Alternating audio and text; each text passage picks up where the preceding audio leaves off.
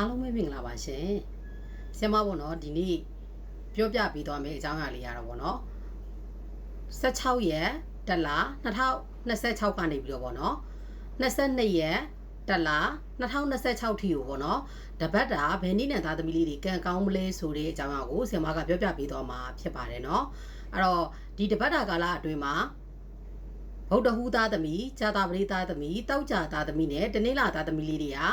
ကံအကောင်းဆုံးလေးနံလေးတွေပဲဖြစ်ပါတယ်နော်ငွေကံတွေကောင်းမယ်မြစ်တာရေးတွေလုပ်ငန်းပိုင်းဆိုင်ရာတိုးတက်ခြင်းတွေကိုကြုံဆုံတွေ့စီမှာပဲဖြစ်တယ်ပေါ့နော်အဲ့တော့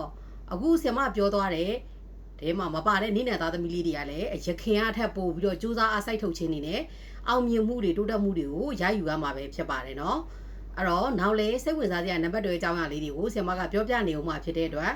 ဆရာမရဲ့ page လေးကို like and follower လေးပြုလုပ်ခဲ့ပေးဖို့အတွက်မမေ့ပါနဲ့နော်မိတ်ဆွေတို့ရဲ့ကင်ဆောင်ထားတဲ့ဖုန်းနံပါတ်အစိုးကောင်းအကြောင်းအရာတွေကိုလည်းဆရာမရဲ့ Facebook Messenger သို့မဟုတ် TikTok ချက်ပေါက်မှာလာပြီးတော့အခမဲ့လာရောက်ဝင်မြန်းနိုင်ပါတယ်နော်အားလုံးကိုကျေးဇူးအထူးတင်ရှိပါတယ်ရှင်